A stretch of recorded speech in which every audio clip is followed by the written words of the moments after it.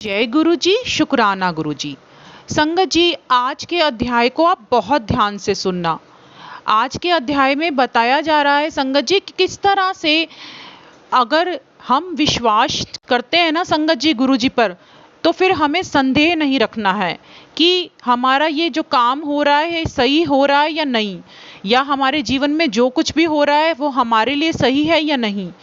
संगत जी, अगर हमने संदेह कर लिया है, अगर अभी भी हमारे मन में डाउट आ रहा है, तो संगत जी हमें अपने गुरु पर विश्वास नहीं है। ये सिर्फ विश्वास का संगत जी हम ढोंग कर रहे हैं सब मिलकर। आज के सत्संग को संगत जी जब आप ध्यान से सुनोगे तो आपको पता चलेगा कि जब हम अपने गुरु पर विश्वास नहीं करते तो फिर गुरु हमारी किस प्रकार से परीक्षा लेते हैं और हमें यकीन दिलाते हैं कि अगर तुम विश्वास करते तो उसी टाइम पर तुम्हारा वो काम हो गया होता जो होने में अभी देर लगी हुई है। तो संगत जी, आप सत्संग को, आज के अध्याय को बहुत ध्यान से सुनना। इसमें पक्का संगत जी हम सबके लिए बहुत बड़ा मैसेज है जो हमें जानना चाहिए और दूसरों तक भी पहुंचाना चाहिए। तो संगत जी, जब आप सत्संग सुनेंगे तो आप सत्संग को सिर्फ अपने तक ही मत रखें, बल्कि सत्संग को शेयर भी जरूर करें, ताकि जो ये मैसेज है सब संगत तक, जिनको ज़रूरत है संगत जी, वहाँ तक पहुँच जाए। जय गुरु जी। तो संगत जी, मैं अब देर नहीं करते हुए आज के अध्याय को यहाँ शुरू करती हूँ। जैसे कि संगत जी आप सब जानते हैं कि ये अध्याय जो हम सुन रहे हैं ये ऑटोबायोग्राफी ऑफ अ योगी की बुक में से लिया गया है, जो कि गुरुजी हमें पढ़ने के लिए रिकमेंड करते थे।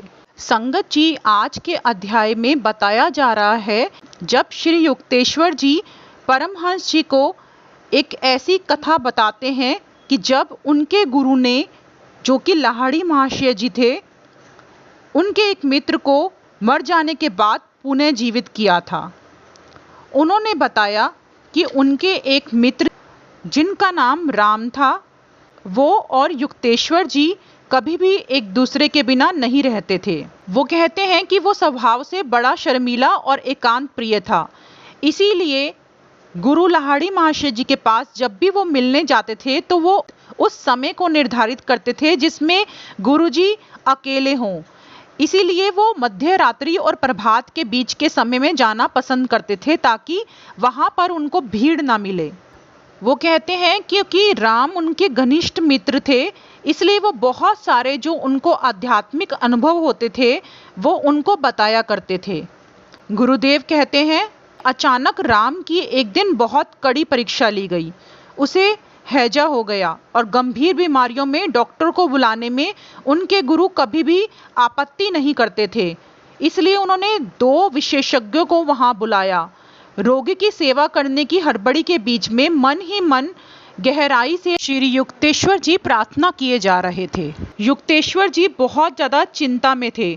उन्होंने रोते रोते सारी कहानी अपने गुरुदेव लाहिड़ी महाशय जी को सुनाई और उनके गुरुदेव ने प्रसन्नता से मुस्कुराते हुए उन्हें कहा, डॉक्टर राम को देख रहे हैं, वह ठीक हो जाएगा। युक्तेश्वर जी अपने मित्र के पास वापस लौटते हैं तो वो उनको मरणासन में देखते हैं। डॉक्टर बहुत ही निराशाजनक शब्द में उनसे कहते हैं कि यह 1-2 घंटे से अधिक जी नहीं पाएगा। तब युक्तेश्वर जी तुरंत लाहिड़ी महाशय जी के पास वापस जाते हैं। तो लाहिड़ी महाशय जी उनको कहते हैं, डॉक्टर लोग अपना काम जानते हैं और उन्हें अपनी जिम्मेदारी का पूरा एहसास है। मुझे पक्का विश्वास है कि राम ठीक हो जाएगा। उनके गुरुदेव ने उनको समझाया। जब युक्तेश्वर जी फिर दोबारा अपने मित्र के घर जाते हैं तो देखते हैं कि वहाँ से दोनों डॉक्टर चले गए हैं और एक वहाँ पर चिट्ठी उन्होंने छोड़ी हुई थी जिसमें उन्होंने लिखा था, हम जो कुछ कर सकते हैं हमने कर लिया, परंतु इनके बचने की कोई आशा नहीं है। वहाँ पर उनका मित्र आखिरी सांसें ले रहा था। उनकी समझ में नहीं आ रहा था कि लाहिड़ी महाशय के शब्द असत्य कैसे सिद्ध हो सकते थे, परंतु वो अपने मित्र को ऐसे देख रहे थे तो उनके मन में बहुत ज़्यादा संदेह उत्पन्न हो रहा था कि मित्र ने उनको कहा, अब सब कुछ खत्म हो गया है।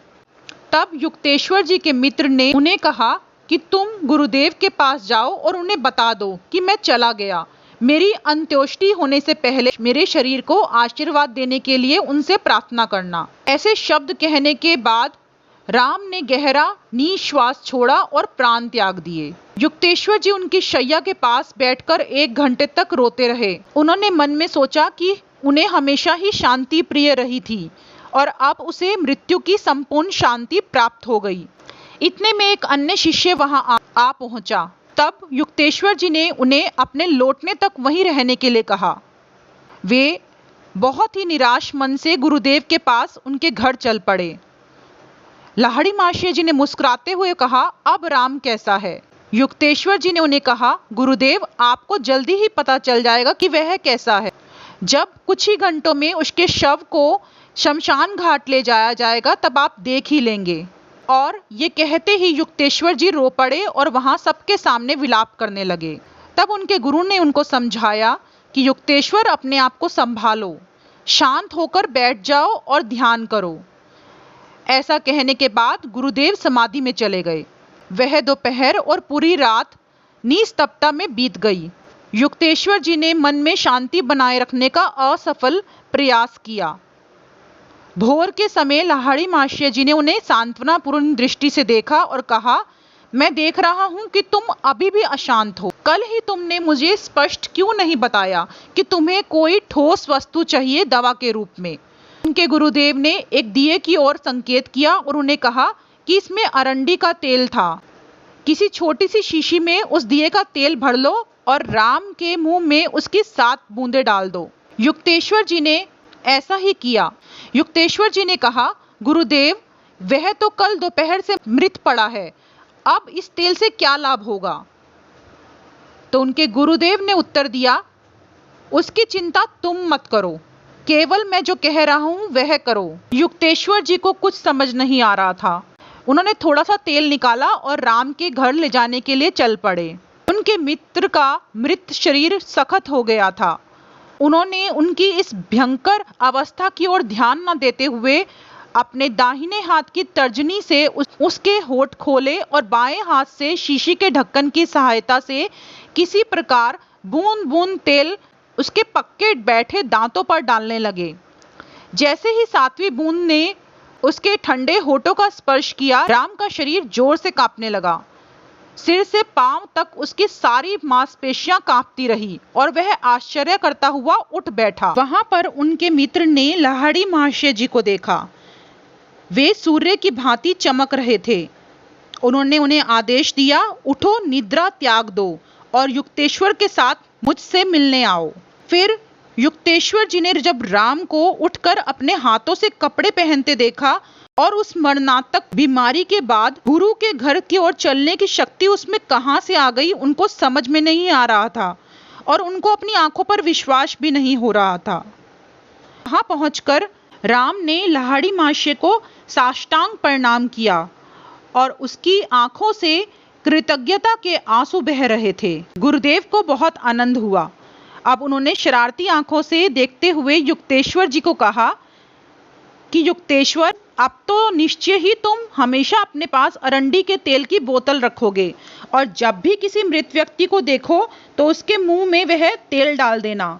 क्यों अरंडी के तेल की 7 बूंदें अवश्य ही यमराज की शक्ति को निष्क्रिय करने के लिए पर्याप्त हैं। तब युक्तेश्वर जी ने कहा, गुरुजी आप मेरा मजाक उड़ा रहे हैं, मैं समझा नहीं, कृपा कर मेरी भूल का स्वरूप समझा दीजिए।